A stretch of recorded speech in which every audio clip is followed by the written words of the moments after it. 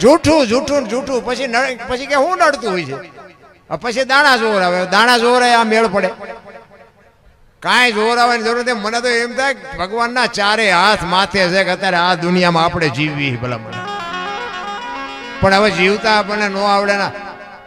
નારદજી એકવાર કૃષ્ણ ભગવાનને કીધું એ કે ભગવાન આ તમે બધી સંપત્તિ આટલી બધી આપી પણ આ દુઃખી શું કામ કરો છો, કે આ માણસો દુઃખી કેમ છે?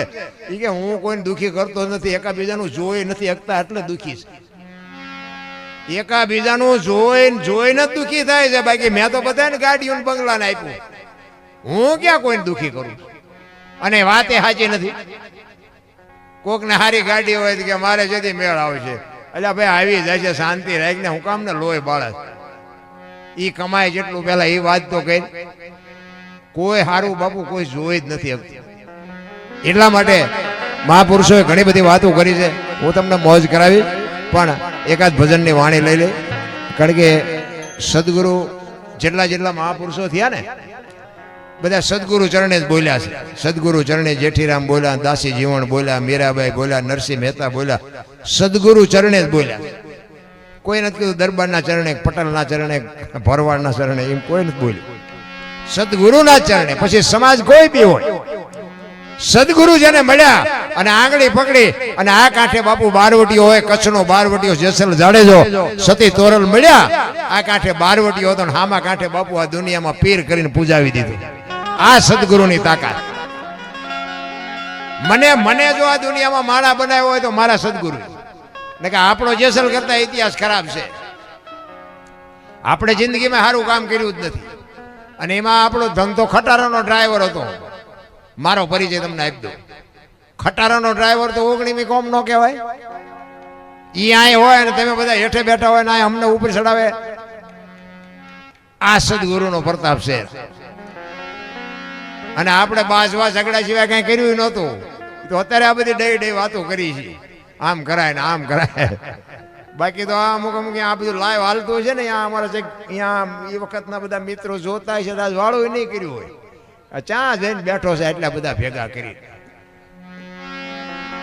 પણ બાપુ જે સમય આવે ને વળતા ન આવડે એને માણા ન કહેવાય. સમય આવે ને વળી જવાય, ગમે એ હોય. કારણ કે સમય છે ને સમય જ કરે છે. કોઈ કહેતું હોય કે મેં કર્યું એ વસ્તુ ખોટી છે.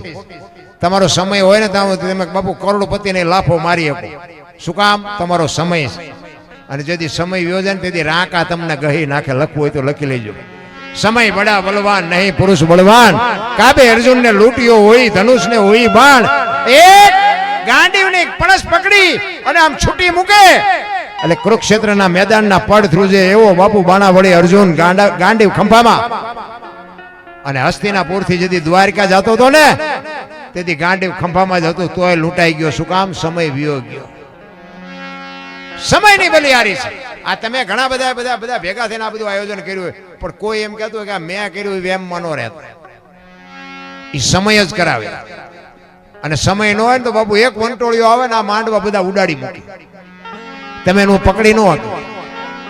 સમય જ બાપુ કરાવે છે. કોઈનું કાંઈ પણ હાલતું હોય ને, આ અમારો અત્યારે સમય આવ્યો, અત્યાર સુધી ધોકા ફેરવા, અમને કોઈ સાંભળતું જ નહોતું, પાડોશીએ નહોતા સાંભળતા, હામા ગામમાં સાંભળે છે. ત્યાં અમને એવું થાય કે અમારો સમય આવ્યો. એટલે સમય આવે, બધાનો આવે, પણ સમયને બાપુ સાચવતા આવડવું પડે, સમયને જીરવતા આવડવું પડે. એટલે મહાપુરુષો કહે છે, એક સરદાર બાપુ એની વાણીમાં કહે છે, કારણ કે ગુરુમુખ વાણી છે ને, તમે બધા ગુરુમુખી છો ને એટલે મને એવું લાગે ગુરુમુખી છો તમે, એટલે અમુક ગુરુમુખી વાણીમાં તમને અનુભવ હોય અને સમજાય. અને ગુરુમુખ નહીં હોય ને એને મારી વાતો અમુક નહીં સમજાય. કદાચ સમજાય 2 દી પછી સમજાય, પણ ગુરુ, કારણ કે મને ગુરુ, અમારા ગુરુ મહારાજે જયારે માણા બનાવ્યો છે મારે તો ગુરુના જ ગાણા ગાવાના હોય. કારણ કે આ તમે બધા મને સાંભળો છો, મારા ગુરુનો પ્રતાપ છે. બાકી મારી એવી કોઈ હેસિયત નથી કે હું કોઈને સલાહ આપી શકું કે હું કોઈ એવી જ્ઞાનની વાત કરી શકું. મેં કોઈ બાપુ વેદ શાસ્ત્ર પુરાણ રામાયણ ભાગવત ગીતા કઈ વાંચ્યું નથી. અને આ દુનિયા જ મને શીખડાયું બધું. ખટારો હાંકતા હાંકતા બધી આખી દુનિયા રખડ્યો અને એમાંથી જ મને બધું મળ્યું.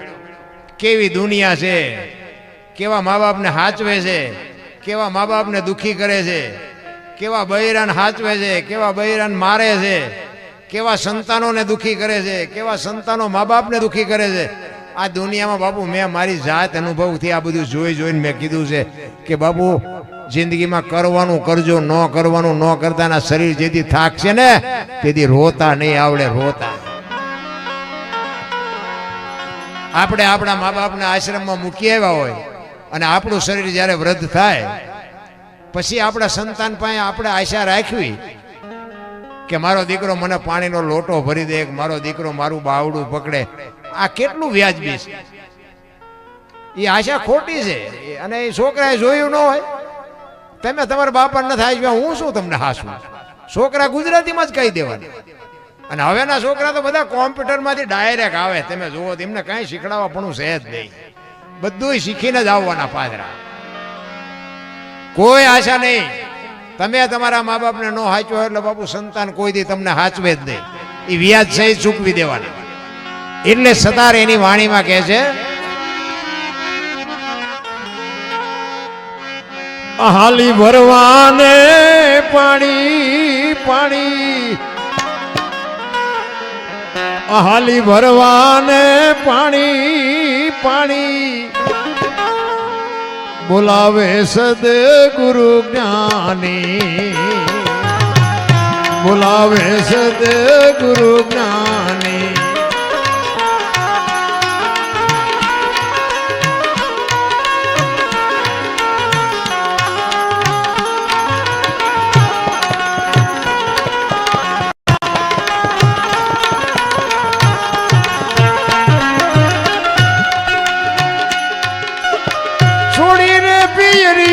મારે જાવું સાસરીએ,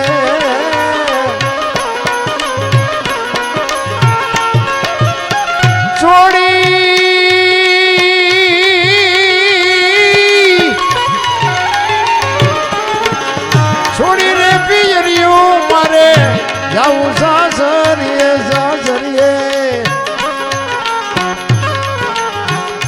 એમાં શરમ મને સાની સાની, એમાં શરમ મને સાની સાની, બોલાવે સદગુરુ જ્ઞાની. હાલી ભરવાને પાણી પાણી, બોલાવે સદગુરુ જ્ઞાની, બોલાવે સદગુરુ જ્ઞાની.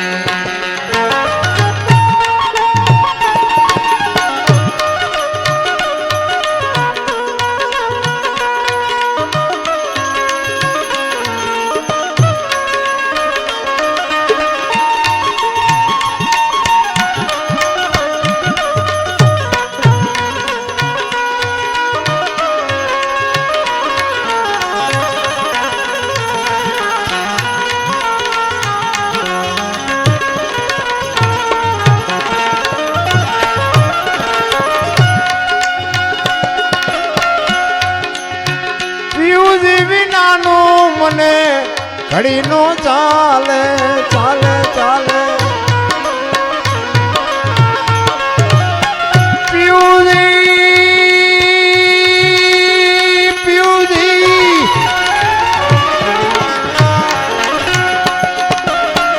પ્યુજી વિના નો મને ઘડી નો ચાલે ચાલે.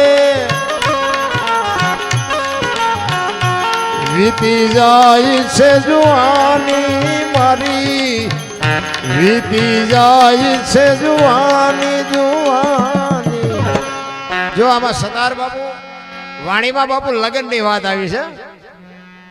પીવું વિના મને ઘડી નો ચાલે, વીતી જાય છે જુવાની. બાપુ આપણે જે લગ્ન કર્યા એમાં નહીં હો, એમાં તો બધા હલવાના છે. આ લગ્ન બીજા કરવાના હતા ને કરી નાખ્યા બીજા. આ ઈ લગ્ન કરવાના હતા બાપુ. આ જેટલા જેટલા મહાપુરુષો છે ને ઈ લગ્ન કર્યા ને એને દુનિયા આજ ગાણા ગાય છે. બાકી તો તમે જો 84 લાખ યોની છે ને એમાં આપણે જે જોઈએ ને બધાને જોઈ. ખોરાક, હવા, પાણી, ટાઈટ, તડકો, વરસાદ આપણને જે લાગે ને આ બધું કૂતરા, કાગડા, ભેંસું, ભૂંડા બધાને લાગે.